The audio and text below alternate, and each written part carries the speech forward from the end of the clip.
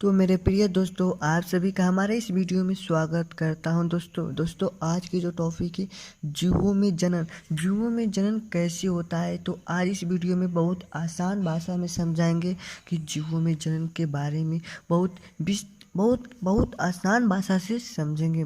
तो अभी तक जो हमारे चैनल पर नए आए तो चैनल को सब्सक्राइब कर दें और लाइक कर दें और बेल आइकन को प्रेस करना ना भूलें। तो दोस्तों हम वीडियो को स्टार्ट करते हैं। देखिए, सबसे पहले समझे जनन क्या होता है।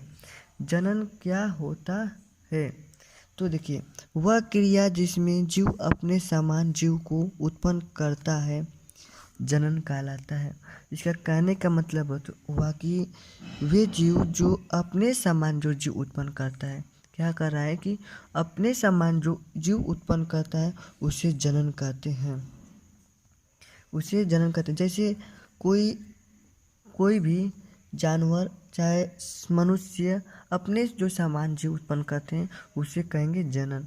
जैसे मनुष्य जन्म जनन करता है तो वो अपने ही ना सामान जनन करेगा, और जैसे कोई जानवर है अपने सामान जन्म करता है, अपने ही सामान उत्पन्न करेगा जनन।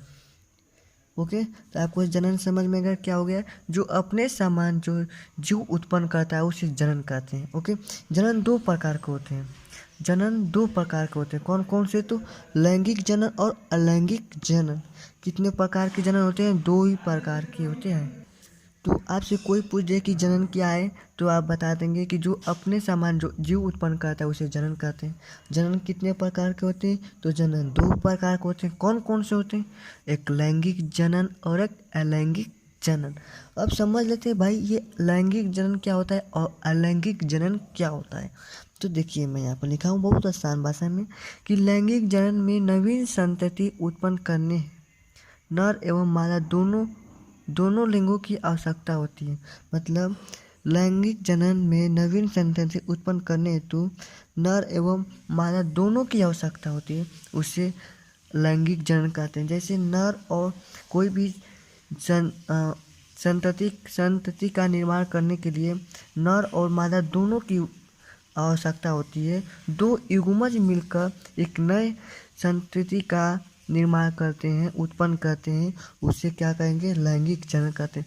जिसमें दो युग्मज मिलकर, दो कौन कौन से, नर और मादा मिलकर क्या कर रहा है कि जिसमें दो युग्मज मिलकर संतति का निर्माण करते हैं उसे लैंगिक जनन कहते हैं। अब देखिए, अलैंगिक जनन क्या होता है। अलैंगिक जनन में यह जनन का एक सामान्य प्रकार है जिसमें केवल एक ही जीव या जनक भाग लेते हैं। देखिए, हम लोग लैंगिक जनन में भी पढ़े हैं कि जिसमें दो लैंगिक जनन में दो युग्मज मिलकर संतति का निर्माण करते हैं। क्या करते हैं? निर्माण करते हैं। इसमें एक ही जीव या एक ही जनक मिलकर संतति का निर्माण करता है। कैसे कैसे करता है भाई निर्माण? एक ही संतति से। और ये दो, तो इसी को कहते हैं, बस इतना ध्यान रखिए, लैंगिक में दो जनक मिलकर, दो युग्मज मिलकर संतति का निर्माण करते हैं, उसे लैंगिक जनन कहते हैं। और जिसमें एक ही जीव मिलकर एक ही जीव से संतति का निर्माण होता है उसे क्या कहेंगे? अलैंगिक जनन कहते हैं। अलैंगिक जनन कहते हैं। हम देखें पुनर्द्विभवन क्या होता है। इस प्रक्रिया में जीवों के खोए हुए भाग फिर से वापस लौट जाता है, उसे पुनर्द्विभवन कहते हैं। फिर से बन जाता है। जैसे कोई आप छिपकली देखे होंगे दीवार पर, उसका पूंछ कटा होता है, कुछ कट जाता है तो फिर से वो वापस आ जाता है। क्या करता है? फिर से वो वापस बन जाता है, उसे पुनर्द्विभवन कहते हैं। जो खोए हुए भाग फिर से वापस आ जाता है। तो समझ में आ गया कि पुनर्द्विभवन क्या होता है? जो खोए हुए भाग फिर से वापस लौट आता है। अब देखिए, कायिक प्रवर्धन।